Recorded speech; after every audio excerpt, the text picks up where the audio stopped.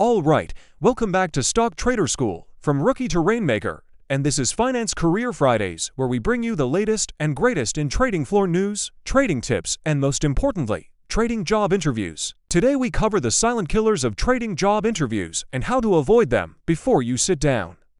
So whether you're new to the market or you've been around for some time and just need a refresher, new videos are released every single Friday, and by engaging with the content, you help us grow, and we really appreciate it. Our Finance Career Fridays is here to help you get a job, get promoted, or just get a better understanding of the industry. Most people will nail the technical side of their interviews.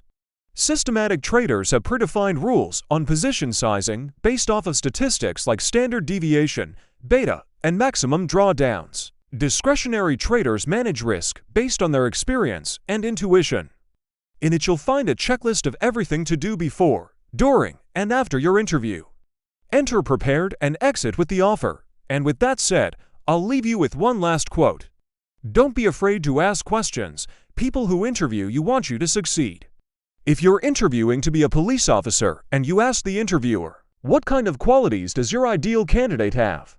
Chances are he's going to tell you exactly what he's looking for.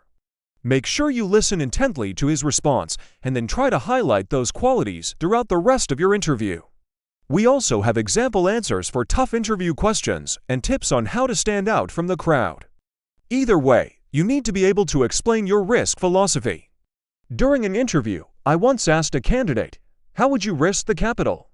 He replied, "Well, I'd look at the charts and determine how much I should risk based on the setup." I thought to myself, this guy doesn't understand risk management. As a discretionary trader, you need to have a repeatable process on how you manage your losers so that you don't compound them into big catastrophic mistakes. On the other hand, if you're a systematic trader, you should be able to articulate why you chose your system and how it manages risk.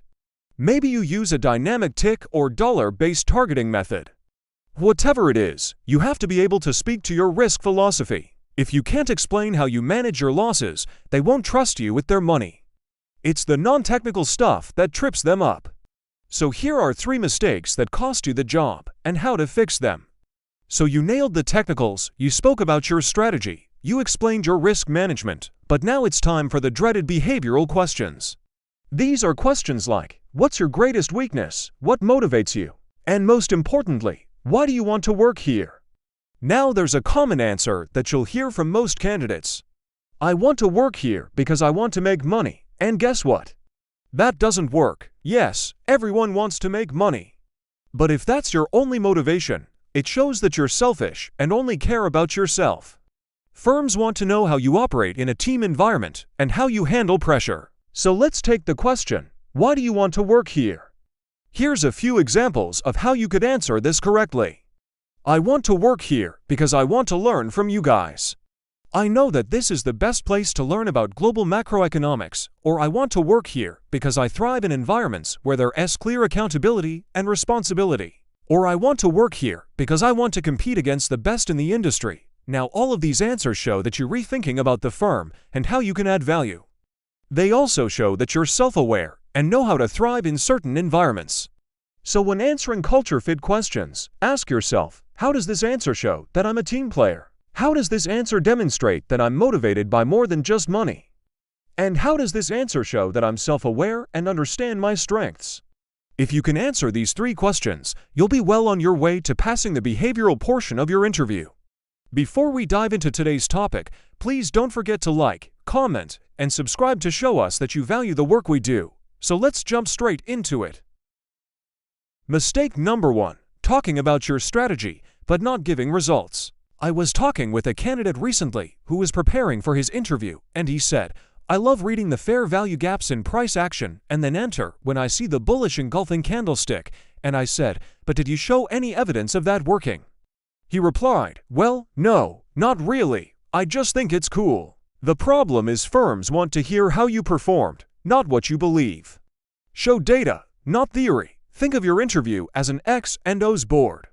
If you were coaching an American football team and you lined up for a big game and the other team asked you what your strategy was, you wouldn't say, well, we like running the ball up the middle. You'd say something like, well, We like running the ball up the middle because we found that over the past 5 games, we've had a 4.3 yard average with this play, and our fullback is averaging 5.1 yards per carry. You see, you have to show evidence of why you think the way that you do.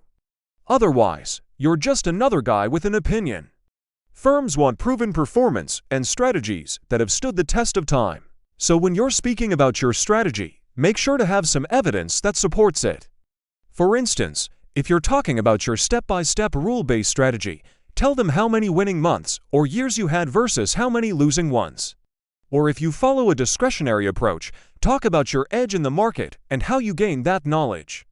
Basically, firms want to know 2 things: win rate and edge. If you can show those 2 things, you'll be able to back up your strategy, and that will boost your credibility. Mistake number 2, not having a risk philosophy. When it comes to risk, there's 2 types of traders: systematic and discretionary. Mistake number 3, giving generic answers to culture-fit questions. So let's wrap this up. Remember, interviews are trades too. They're high risk, high reward.